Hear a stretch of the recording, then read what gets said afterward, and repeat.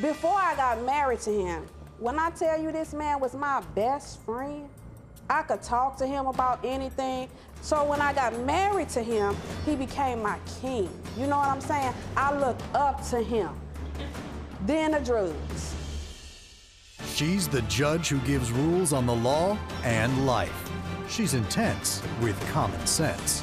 She's Judge Lynn Toller on Divorce Court, where real couples deal with real life.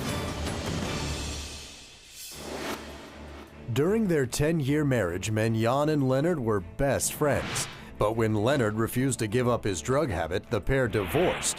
Now, Leonard acts as if the divorce never happened and continues to live at home with Menyoun, taking the vow for better or for worse to a new level. You know, you coming home, you under the influence. Right. You know what I'm saying? Me being me, I'm frustrated. I'm stressed out. So I don't argue with her, but she called me drug addict and all this and that. I feel degraded. I feel betrayed. That hurts. Menyoun says this divorce is not working because Leonard refuses to move on and move out. Today on Divorce Court. All rise. Court is now in session. The Honorable Judge Lynn Toller presiding. You may be seated. Good day, ladies and gentlemen. I'm here with Menyoun Jordan and Leonard Telford. The two of you are actually divorced. Yes. I have a copy of your divorce decree here that was granted on November 17th, 2010. So what, pray tell, would they be doing here? Mr. Telford, I don't think you really believe that you're divorced. No, we're not. I think my understanding is that the decree came, you went home and went to bed, took a nap. She lay next to me. And didn't go anywhere. So the divorce isn't working out for you. You've got new issues, and you wanted resolution with those issues, so you've come to divorce court to see if I can help you out. I don't know if I can, but I will certainly try, because Mrs. Jordan is done. So one of the problems that you have, along with a couple of other things, the fact that he's not gone and all of that, is that you also say you've incurred $410 for impound fees for a car, among all the other stuff that's going wrong. So, Mrs. Jordan, I'm going to start with you, and why don't you tell me a little bit about your divorce and how come it's not working out? Judge Lynn, let me tell you about Leonard. Before I got married to him, when I tell you this man was my best friend, I could talk to him about anything. So when I got married to him, he became my king. You know what I'm saying? I looked up to him. I'm like, this is a man I could look up to. He's sociable. Everybody knows him. He's respectful. Then not only that, Judge, I had little kids. He came in and took care of them little kids like they were his and loved on them. So, you know, I'm like, okay, we good. Then the drugs. Baby, when them drugs came in, How long were you married when he started using drugs? We were married for 8 years already. Really? And people used to call us, baby, we was the dream couple. You heard what I'm saying? Wherever you see him, you see me. Wasn't no arguing like that. We would throw car parties, barbecues. Everybody would come. Not one day, we talking about 2 and 3 days, because everybody knew him. He was very popular, which made me feel good because I didn't know a lot of people. I was raised in church, so I was kind of enclosed. Right. So I didn't know a lot of people, so it's He like, introduced you to his community and his social circle, and it was wonderful. When did you first realize something was wrong and he was using? Judge Lynn, I did not realize. He told me. I guess he got to his Because she's conscience. supposed to be my best friend. Okay. Well, now, Mr. Telford, why don't you tell me, you seem to have had an ideal relationship. What did. happened that pushed you into drug use? Well, I was clean 15 years prior to me using. So you had a drug I problem had before a you drug met. problem in the past. You were clean 15 years. And then? We started going through some issues and problems, and I started joining church, and I got too proud and forgot about my drug substance and started using again. So you said, I can handle it. Exactly. I don't have to say. But Judge, everybody have problems. She had a gambling problem. Right. You know, she prayed to God. I didn't do the things she did to me. When she came to me and told me, that's my wife, I supported her. Okay. Judge What Lenord. happened? What was up with the gambling problem? What was she doing, and how I'm much working. money did she lose? I'm gonna get back to you. I'm working. She's not working. So my check's going direct deposit. So as they go direct deposit, she on the boat.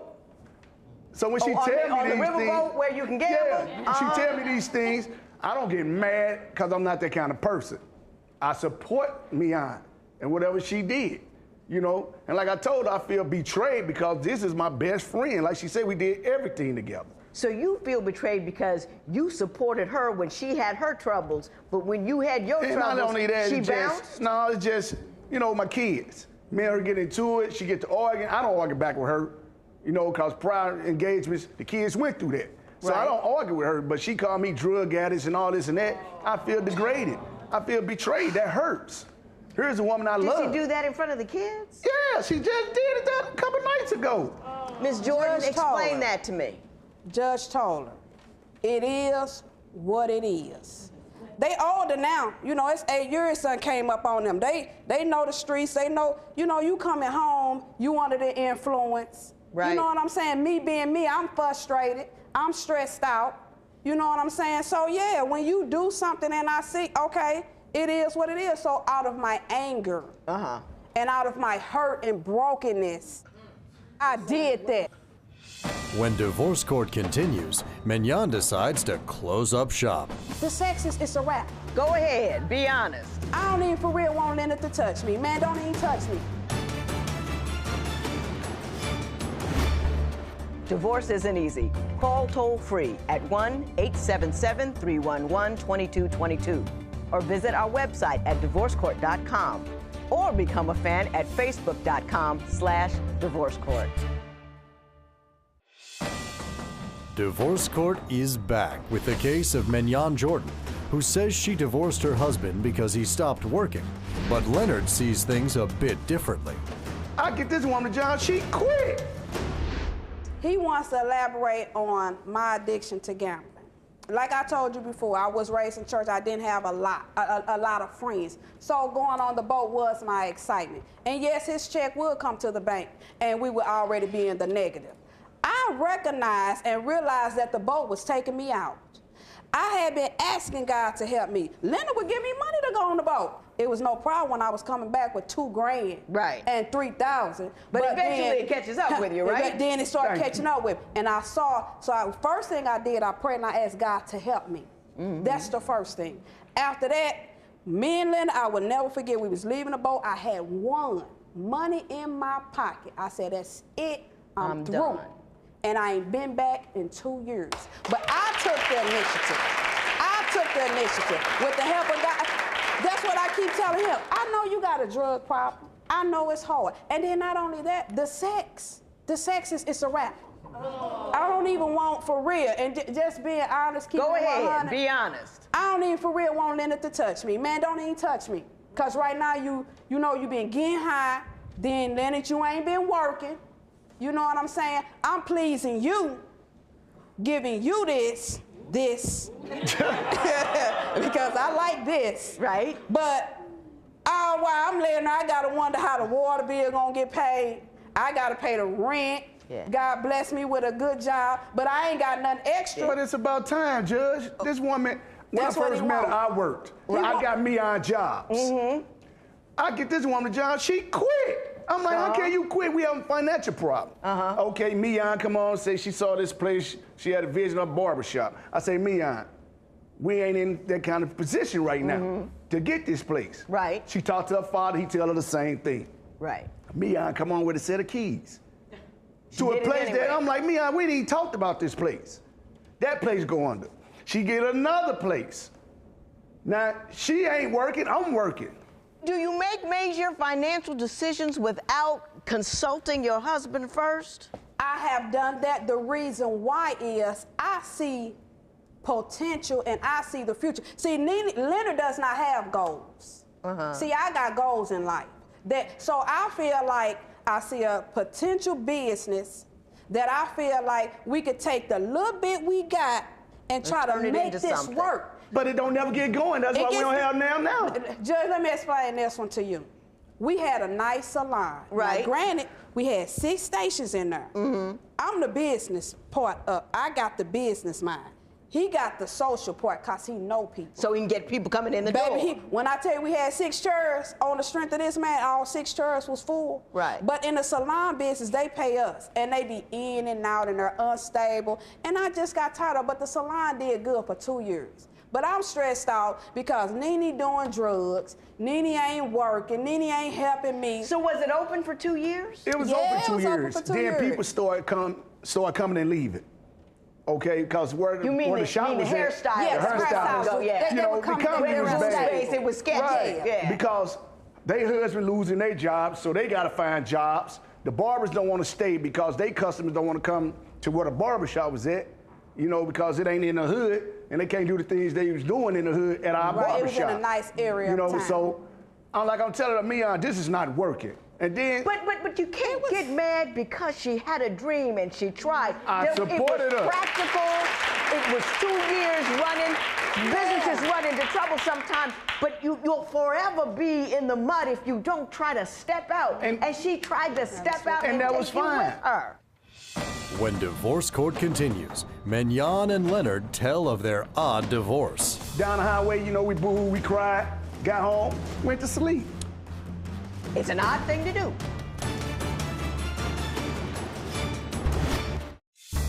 If you would like your case heard on Divorce Court, call us toll-free at 1-877-311-2222 or log on to our website at divorcecourt.com and follow us on Twitter @DivorceCourt. Divorce Court returns with the case of Leonard Telford, who is not ready to live the life of a divorced man. But is Leonard waiting for a higher power to get him back on the straight and narrow? But it ain't on her timetable. It ain't on my timetable, it's on God's timetable. Mrs. Jordan, why don't you tell me what kind of things he did when he was under the influence? How did it alter his behavior? And what was the money looking like? Because drug addicts go through a lot of money. He did not work. You can't find a job because you're dealing with this issue. My thing is, if you have an issue, you fix the issue, you keep it moving. You got an issue. You get into rehab. Since you know you But you love me, supposed to support me, Judge. since you love me so much and you want your family so much, you Do see something the about issue. it. And then not only that, we serve a God that can do all things. So if you put him in this and do what you got to do, then we can work with this. We could keep you know, we keep going. Well stated, Ms. Jordan. Mr. Telford, what is your response to that? My response is, like I said, she had a problem. I was there for her. Right. Through thick and thin. Right. That's what marriage is about. Right. Menyoun left me one day at my friend's house. I knew she was going to get divorce papers. So I said, I'm gonna show her. When I get home, I already know what the papers are. Sign these papers. So we signed them, woke up the next morning, went and got divorced. Down the highway, you know, we booed, we cried, got home, went to sleep. It's an odd thing to do. Do you believe she really meant it? No. Do you believe she was trying to encourage you to change? Yes, I believe that. And what have you done to resolve that issue? But it ain't on her timetable. It ain't on my timetable, it's on God's timetable. That's what she felt Wait realized. a minute. Hold Hold on, Judge. Thank you. Please explain to him that. I'm not gonna let you do that. And Thank I'm gonna you. tell you why. Faith without works is dead. Thank you. Yes, ma'am.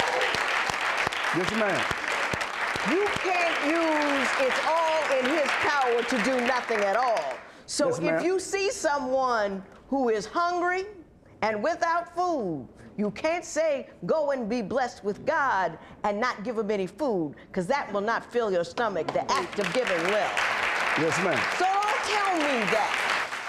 When Divorce Court continues, Leonard seeks help from Judge Lynn. You want me to come down to the hood with you, go down the way, and smack all the drug dealers? I don't know what you want me to do.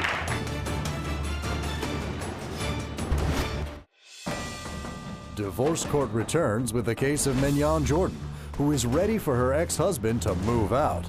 But Leonard shows no sign of being ready to let go of the relationship completely.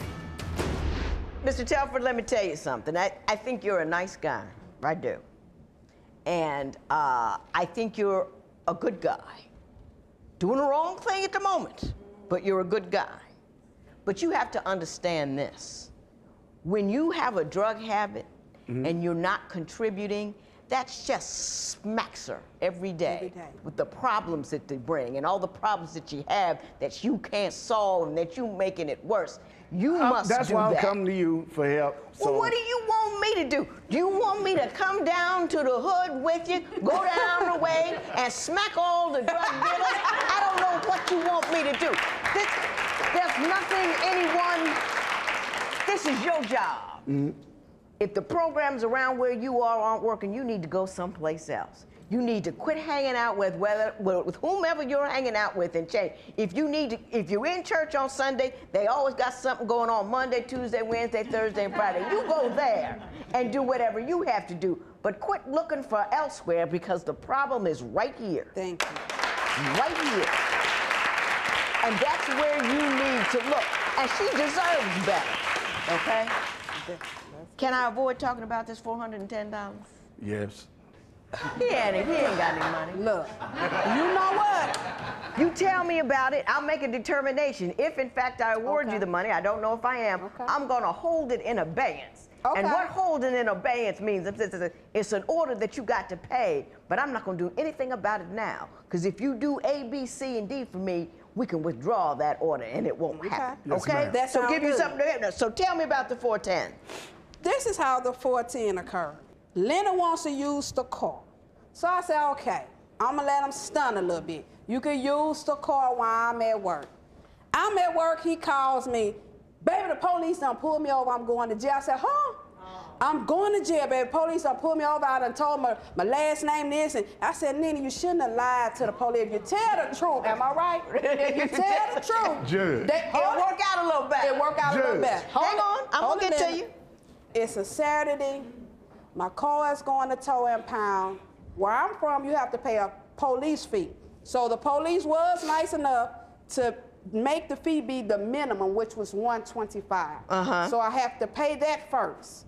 After I paid that, I had to wait till Monday, go to the tow, and I got my car to tow, and I had to pay that the impound fee. Exactly. Altogether was $410. Do you agree that, in fact, you were pulled over the police, had to go told a little lie there, went to jail, and got the car towed? That's true, but Judge, Yeah. I didn't wake up trying to go to jail. Nobody does. No one does. Right. So this guy get behind me, I'm like, dude, what you pulling me over for? You just went around this little truck. I'm like, okay. So he asked me my name. I gave him a fake name. He said, well, you ain't never had no ID or driver license? I'm like, no. So he got frustrated, took me to jail. No, it wasn't his fault. No, it wasn't his fault. It was your fault. That's right. Mr. Look, Telford, I don't work right now. Yeah, I understand that. But you do what the judge say, you gonna come up. And when you get there, brother, I'm gonna need that 410 about you. You know what? It's a rare moment, but I think I need to say no more. Mrs. Jordan said it all together. You do need to come up with that 410. There will be $410 in favor of Mrs. Jordan. I'm gonna hold it in abeyance for 6 months, and then I'm gonna call. I'm gonna see what you're up to. You up to the right thing? I'll pull that back. But until then, that's hanging over your head. $410, 6 months in favor of Mrs. Jordan. Thank you. All rise. Parties may leave the courtroom. Do the right thing. No, you gotta do more than try, boo-boo. You got to do more than try. We need to make this happen. I need that 410 about you. You go to the rehab, you get yourself clean, you start back looking better. I might get back married to you. I don't know. Let's work on the 410 first. All right. Menyoun says that the show made a world of difference in their relationship. She says Leonard is making a serious effort to get help, and as long as he does, she will continue to support him. Leonard is happy to report that he is undergoing drug treatment, which he knows will be an up and down process between them, but he is committed to her and is focusing on his physical and spiritual healing.